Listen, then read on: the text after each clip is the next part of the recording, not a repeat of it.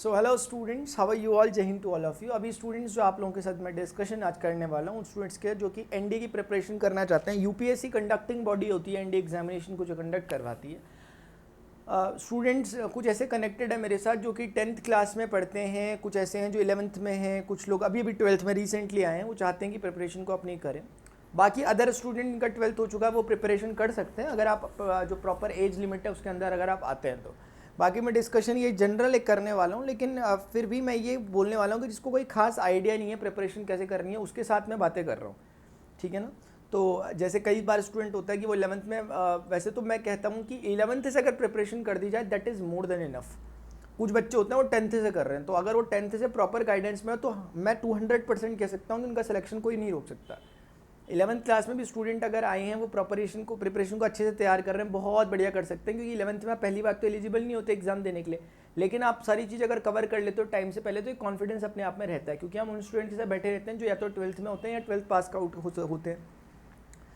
अभी क्या होता है, कुछ स्टूडेंट ऐसे होते हैं जो 11th में भी अच्छा भी नहीं कर पाए और वो 12th में आए हैं। अब 12th में थोड़ा सा एक जो एक्स्ट्रा प्रेशर आपके पास रहता है वो थोड़ा बोर्ड का रहता है। अगर आप इसे प्रेशर की तरह लें तब, अदरवाइज ये प्रेशर नहीं है। वैसे ये एक दूसरे के कॉम्प्लीमेंट्री है। लेकिन क्या होता है कि जो अप्रैल अटेम्प्ट अपना होता है उस दौरान लगभग अपनी बोर्ड की प्रिपरेशन का भी टाइम होता है, और उस समय फिर हमारा एनडीए का भी एग्जाम ऑलमोस्ट पड़ता है। तो उस समय थोड़ा सा अगर हम सिचुएशन को पहले से तैयार करके रखें, पहले से क्लैरिटी रखें कि ऐसा उस समय होगा, हमारे बोर्ड के एग्जाम चल रहे होंगे और उसी समय ऑलमोस्ट हमारा एनडीए का एग्जाम भी होगा, तो हमें स्विच करना होगा जल्दी से दोनों को। तो अगर ये ध्यान में रखकर आप प्रिपरेशन को पहले डे से, फर्स्ट डे से आप अगर अच्छे से कर रहे हो तो आप बहुत अच्छा कर सकते हो। अभी करना है क्या है, अपने को पता है कि 2 हिस्सों में पेपर एनडीए का आ रहा है, एक मैथमेटिक्स में एक जीएटी में। मैथमेटिक्स वाला पोर्शन पूरा एक अपने आप में मेजर पोर्शन है, 300 मार्क्स का पेपर आ रहा है, 120 क्वेश्चन आ रहे हैं। जीएटी वाला क्वेश्चन आपका 600 मार्क्स का आ रहा है, और आप जानते हैं कि जीएटी पोर्शन में बहुत से और सब्जेक्ट भी होते हैं, तो आपको सब कुछ पढ़ना होता है, history, geography, political economy, economics, और आपको अपनी इंग्लिश पढ़नी होती है। तो ये सब्जेक्ट, करंट अफेयर्स आपको पढ़नी होती है, इतने सब्जेक्ट आपको यहाँ पर पढ़ने हैं। रही बात फिजिक्स, केमिस्ट्री, बायोलॉजी भी उसमें पढ़नी है। और ये वाला पोर्शन मैथमेटिक्स का, प्योर मैथमेटिक्स, जहाँ तक मेरा अभी तक का ऑब्जर्वेशन है, ऐसे बच्चे मुझे वैसे कम ही मिले अभी तक जो ये कहते हो कि हमारा जीएटी पोर्शन वीक है। जीएटी ऑलमोस्ट सभी का लगभग ठीक होता है। उनका मानना है कि जीएटी में हमने अच्छा परफॉर्म कर रखा है, हमें प्रॉब्लम आ रही है मैथ्स में। मतलब मैं ये नहीं कह रहा सबके साथ ऐसा होगा, लेकिन अभी तक मुझे जो सुनने में आया स्टूडेंट का, उन्हें ऐसा ही होता है। वो कहते हैं कि हमने जीएटी पोर्शन तो प्रिपेयर कर रखा है और हम अच्छा कर भी लेंगे उसमें, और हमें अपने पे कॉन्फिडेंस है कि हम कर लेते हैं। थोड़ा मैथमेटिक्स में हाथ नहीं सेट हो रहा।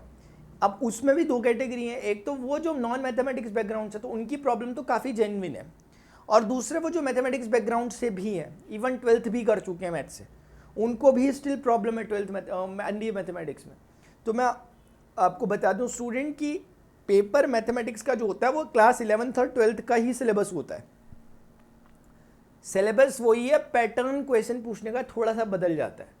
आपको 11th-12th क्लास में थोड़ा सा कैलकुलेटिव वाले, कैलकुलेशन पर्पस के क्वेश्चंस दिए जाते थे कि जिसमें कैलकुलेशन भी हो, कॉन्सेप्ट भी यूज़ हो रहा हो।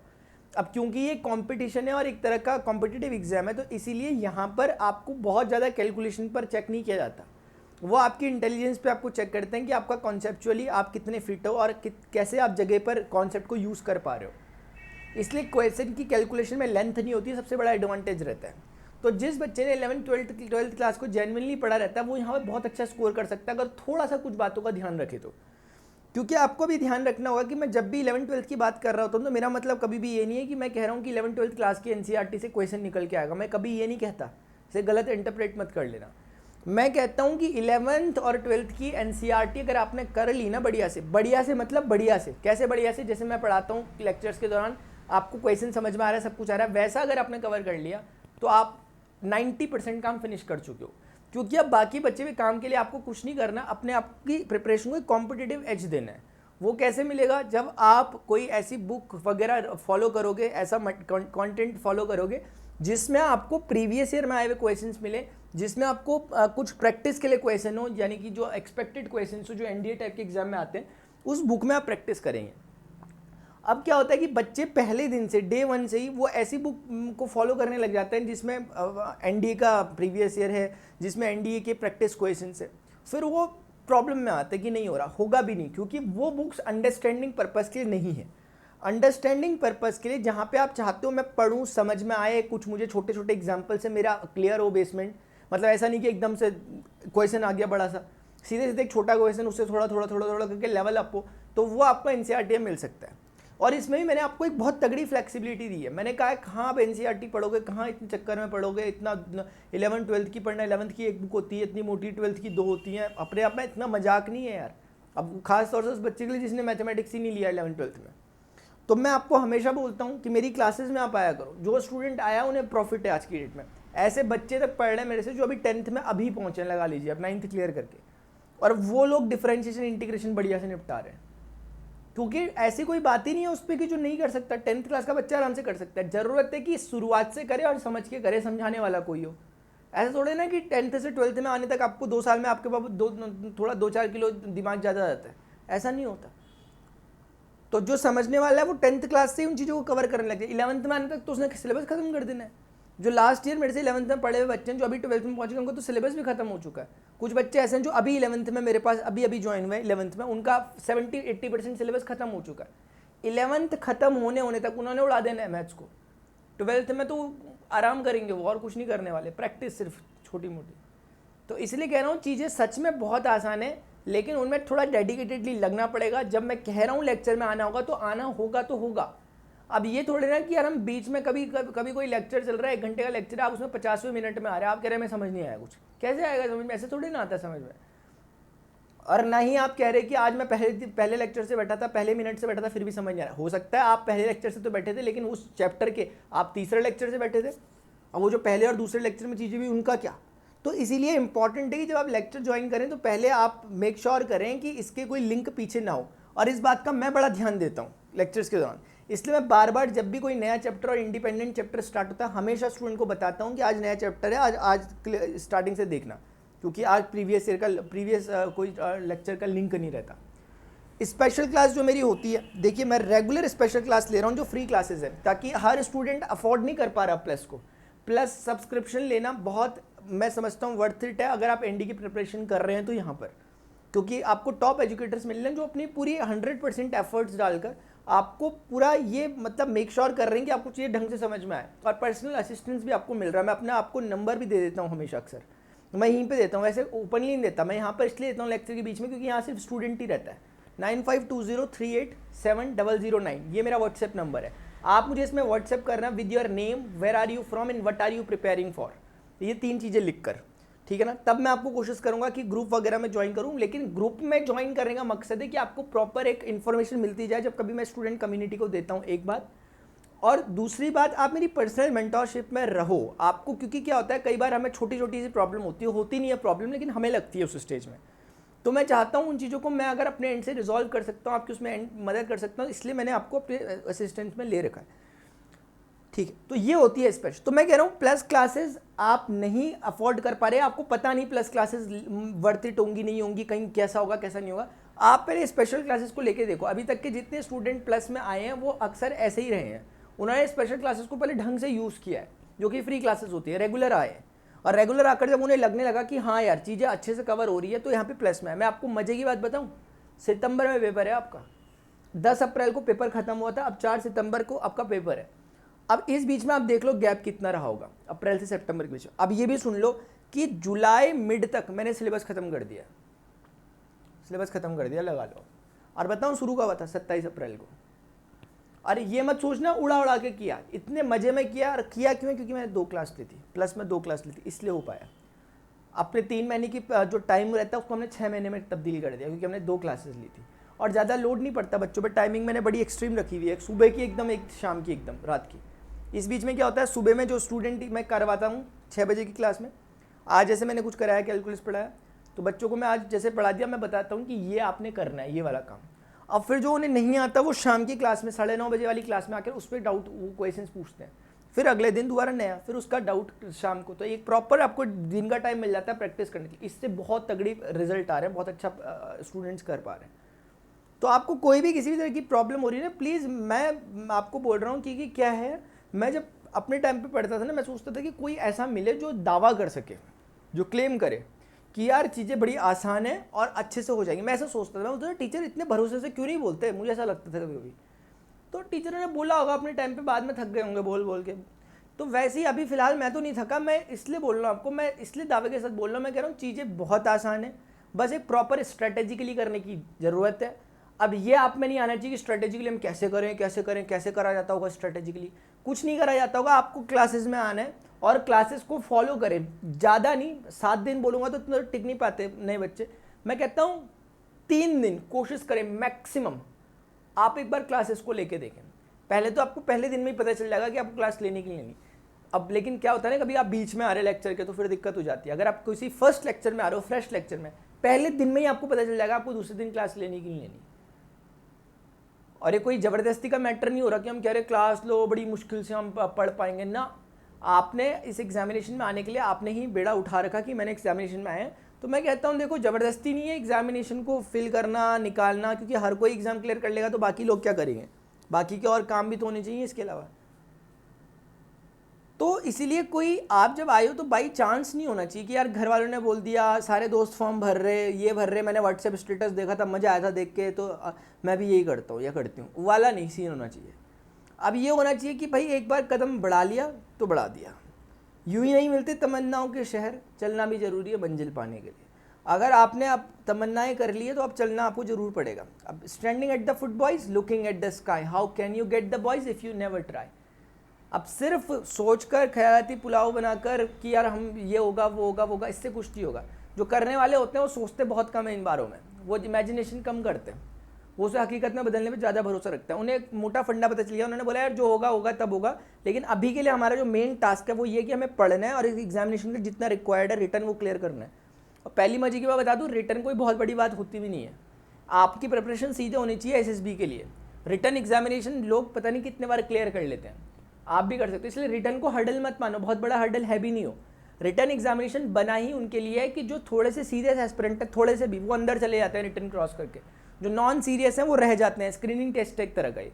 फिर थोड़ा सा आपका SSB वगैरह में होता है। कोशिश करो धीरे धीरे साथ साथ SSB की प्रिपरेशन अभी से करना चालू करो। ये मत सोचना कि रिटर्न निकालूंगा या निकालूंगी फिर SSB की प्रिपरेशन देखेंगे, ऐसा करोगे तो दिक्कत हो जाएगी। डे 1 से अभी तक के जितने जो इसमें मतलब एक्सपर्ट्स हैं उनकी भी यही राय है SSB में कि आपको डे 1 से ही प्रिपरेशन करनी चाहिए, क्योंकि आपका पर्सनैलिटी टेस्ट है। पर्सनैलिटी एक दिन में थोड़े ना बन जाती है ना। आपकी जो एक आदत होगी ना, कई बार क्या होता है हमें अपनी आदतों के बारे में हम इतने ज़्यादा अनअवेयर हो जाते हैं कि हमें पता नहीं रहता है गलत भी है कि सही भी है।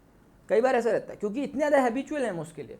कभी क्या है कि हमारी आदत है, जैसे हम गए, हम कहीं जा रहे हैं, हम चेयर को उठा के खींच रहे हैं। एक एग्जाम्पल बता रहा हूँ क्योंकि मुझे याद आ रहा है, मैं एक बार स्कूल में था एक बार, तो एक बच्चा ना, हमारी एक मैम थी आगे से, तो वो अपनी चेयर को ऐसे खींच के, उन्होंने उसे बिल्कुल टोका था उस समय, मुझे एग्जैक्टली याद आ रहा अभी ये बात। उन्होंने उसे समझाई थी ये बात कि ये छोटी छोटी चीज़ें होती है। कई बार क्या हमारी हम एनालाइज ही नहीं कर पाते, क्योंकि अगर हमें पता हो गलत है तो हम नहीं करेंगे ना। लेकिन हमारे सबकॉन्शियस में इस तरह से सेटिंग होगी कि हमारी वो आदत सी बन चुकी है। किसी बात में, कुछ लैंग्वेज में हमारी हो सकता है कुछ आदत बन गई है ऐसी कि लैंग्वेज हमारी ऐसी बन चुकी है। मैं एक बात और देखता हूँ, मैं अभी बात आ रही है इसलिए बोल दे रहा हूँ, एक फैशन सा बना जा रहा है आजकल कि दूसरे से बोलने का तरीका तू में आ जाता है। ये बहुत ही गंदा फैशन है, ये बन रहा है आजकल, मैंने देखा। मैं देखता हूँ कभी कभी कि एस्पिरेंट्स जो कोई निकल चुके हैं, कैंडिडेट निकल भी चुके हैं, अब वो कभी किसी स्टूडेंट को मान लिया एड्रेस करने आ गए, स्टूडेंट कम्युनिटी को, किन्हीं टीचर ने बुला रखा कि भाई ये अपना एक्सपीरियंस बताओ जरा, और वो दूसरे वाले से मैं इसमें सेटिस्फाई नहीं हूँ यार इस बात से। होता होगा पता नहीं, लेकिन मैं एग्री नहीं कर पा रहा इस बात से। जेंटलमैन होना चाहिए वो कैडेट जो निकला हुआ। जेंटलमैन की खासियत ऐसी तो नहीं होनी चाहिए कम से कम कि ऐसे बात करे। तो ये मैं आपको ही बता रहा हूँ, कहीं आप भी, क्योंकि इन्फ्लुएंस रहता है ना, आप भी देखो यूट्यूब में, आप सोचोगे यार अच्छा स्वैग है, ऐसा नहीं होता। लेकिन क्योंकि इस तरह की आदतें लगी रहेंगी तो आप इन्हें छुपा नहीं पाओगे फाइनली। मतलब हम क्या सोचते हैं, हम पॉलिश नहीं कर सकते अपने। वो इंटरव्यूअर जो रहते हैं वो अच्छे खेले हुए लोग होते हैं, और वैसे भी वो उम्र में भी आपसे बड़े हैं काफ़ी, और एक्सपीरियंस में तो खैर अलग एक्सपर्टीज़ है उनके पास। एक सामने वाला नॉर्मल इंसान ही अगर थोड़ा सा भी इंटेलेक्चुअल हो, वो आपका इंटरव्यू अच्छे से ले सकता है, लेकिन वो तो बैठे ही इंटरव्यू लेने के लिए हैं। तो वो तो एक सेकंड में पता लगा देंगे कि आप लोगों में क्या पॉलिशिंग की गई है और क्या एक्चुअली आपके अंदर है। आपके असलियत की चीज़ बाहर निकाल के रख देंगे। इसीलिए वहाँ दिखावटीपन नहीं चलेगा। आप एक्चुअली जैसे हो वो निकल के फाइनली प्रोडक्ट वहाँ पे वो आता है। अब इसलिए वर्क किस पे करना चाहिए, अपने आप की। अब क्योंकि कई बार क्या होता है, गलतियाँ होती हैं हर किसी में, कुछ ना कुछ गलतियाँ होती है, तो उसी गलतियों पे वर्क करना है। उसको छुपाने के लिए ढकना नहीं है, उसे पॉलिश नहीं करनी झूठी झूठी उसके ऊपर। उसको प्रॉपरली, आप जंग लगा हुआ किसी लोहे में, आप उसके ऊपर खाली आप उसको कर दो, उससे अच्छा रेस्टिंग पहले हटाओ, उसको पहले हटाओ फिर जाकर पेंट करो तो ज़्यादा इफेक्टिव रहेगा। अब उस चीज़ को थोड़ी देर के लिए आप ढक सकते हो, लेकिन वो असल में उसे अंदर से खोखला कर रही है ना, ख़राब कर रही है, तो ये चीज़ नहीं चाहिए। इसलिए मैंने भी कहा कि बाकी जो मैं बातें बोल रहा हूँ वो सब बातें अपनी जगह पर हैं, रिटर्न की प्रिपरेशन करें, लेकिन डे 1 से ही अपनी पर्सनैलिटी को थोड़ा सा ग्रूम करने की कोशिश करें फर्स्ट डे से। जो अच्छे राइटर्स हैं उनकी बुक्स पढ़ें, कुछ अच्छे लोगों को सुनने की कोशिश करें जो सक्सेसफुल पीपल हैं। सक्सेसफुल पीपल आज की डेट में इसकी डेफिनेशन भी अलग अलग है, क्योंकि कोई भी सक्सेसफुल अलग अलग तरीक़ों से होगा। सिर्फ नेम फेम या इस तरह की चीज़ें ही सक्सेस की निशानी नहीं होती, वो कुछ एक अलग तरह की किस्म की चीज़ें होती हैं। तो इस तरह के लोगों को फॉलो करें। अब मैं क्या बोलूँ आपको, आप थोड़ा समझदार है, आप समझना अपने हिसाब से मैं किस तरह के सक्सेसफुल की बात करना चाहता हूँ। तो उनको फॉलो करें जहाँ से आपको लग रहा है कि हाँ ये एक ट्रेट है, इस तरह का मुझे चाहिए अपने आप में, जो आप चाहते हो कि इस तरह की चीज़ मेरे में डेवलप हो, जो जेन्युइन हो, जो सच में आप लगे कि हाँ एक इंटरव्यूअर पसंद करेंगे इसे, एक ना ही इंटरव्यूअर, एक सोसाइटी पसंद करेगी इसे। तो उस तरह की चीज़ें अपने आप में उसको जनरेट करने की कोशिश करें। तो वो कब होती है, जब आप उन लोगों को सुनते हो ज़्यादा, उन लोगों को सुनते हो तो ऑटोमेटिकली उनकी कुछ चीज़ें आपके अंदर। मैं ये नहीं कह रहा उन्हें फॉलो करना, फॉलो मत करना, मैं क्योंकि क्या होता है कई बार हम इतना फॉलो करने जाते हैं हम एकदम कॉपी करते हैं सामने वाले को। ये कॉपी वाला सीन भी अच्छा नहीं लगता। चाहे कोई कितना भी बढ़िया क्यों ना हो, चाहे कोई कितना भी बढ़िया क्यों ना हो, कितना ही इंटेलेक्चुअल क्यों ना हो, मेरा मानना है आप उसे कॉपी एटलीस्ट ना करें। उनसे चीज़ें सीखें और उस चीज़ को अपने हिसाब से एनालाइज करके कस्टमाइज़ करें अपने आप के लिए। एग्जैक्टली सामने वाले की चीज़ को अपने आप में डालकर बोल देने में मज़ा नहीं है, आप अपनी आइडेंटिटी खो देते हो उस समय से। तो ये काम नहीं करना। तो इसीलिए स्टूडेंट यही एक छोटी सी बात थी, जो कुछ बातें मैं आपके साथ डिस्कस करना चाहता था। पहले अपनी पढ़ाई पर साथ साथ ध्यान रखें, ये एक बहुत गोल्डन पीरियड आपका चल रहा है, इसमें अभी आप बाकी काम को छोड़ सकते हो। 1 साल आपके पास जितना ही बचा हुआ, इसमें आपने प्रॉपर प्रिपरेशन को तगड़े तरीके से कर लो। रिटन और एसएसबी 2 चीज़ें कर लो बस प्रॉपरली, फिर आप वहाँ होंगे। उससे आगे का काम एकेडमी करेगी, उससे आगे का काम एकेडमी करेगी। आप अपने आप को एकेडमी में मैं एलिजिबल हूँ इतना बना दो। आप अपने आप को उतना परफेक्ट नहीं बना सकते जितना वो बना देंगे, क्योंकि उसके बाद वहाँ से जाने के बाद पासिंग और परेड में जब आप आओगे तो आप कुछ और ही हो जाने वाले। अगर आप चाहते हो कि आप में इस तरह के चेंजेस लाएं तो आपको एकेडमी को अपने आप को सौंपना पड़ेगा, और सौंप आप तभी पाओगे जब आप साबित करोगे कि आप लायक हो उसके। तो ये सिर्फ एक एंट्रेंस है, ये आप ये मत सोचना कि इसको निकाल के आप आर्मी के लायक हो जाते हो। आर्मी के लायक अभी नहीं होते आप, अभी तो आप सिर्फ उनके एकेडमी में जाने के लायक होते हो, उसके बाद आगे का काम वो करते हैं। बाकी ये क्लासेस की टाइमिंग मैंने आपको बता दी, और ये हमारा एक फतेह एनडीए 2 2022 क्रैश कोर्स आ रहा है 29 जून से 14 अगस्त तक। टॉप एजुकेटर्स इसमें जो पढ़ा रहे हैं इसमें आपको सब्जेक्ट्स, ठीक है ना। बाकी मेरी क्लासेस जो मैंने बताया वो क्लासेस की टाइमिंग आपको दिख रही होंगी, क्लासेस में जरूर आया करो। किसी भी तरह की कोई क्वेरी होती है, मैं नंबर ऑलरेडी दे चुका हूँ आपको, आप मुझे पूछा करो, बताया करो। तो अगर हम मिल बांट के वर्क करेंगे तो मेरे ख्याल से हम अच्छा कुछ कर पाएंगे। तो स्टूडेंट्स सभी के लिए इतना ही, मिलते हैं नेक्स्ट सेशन में। कोई भी क्वेरीज हो नीचे लिखें। अगर आपको वीडियो इन्फॉर्मेटिव लगा जरूर वीडियो को लाइक और शेयर जरूर करें, चैनल को सब्सक्राइब जरूर करें। नीडी स्टूडेंट्स तक ये बातें पहुंचनी चाहिए, ऐसे आप लोगों ने कोशिश करनी है। अभी के लिए स्टूडेंट्स इतना ही, मिलते हैं नेक्स्ट सेशन में। Till then good bye, see you, take care, जय हिंद, बाय।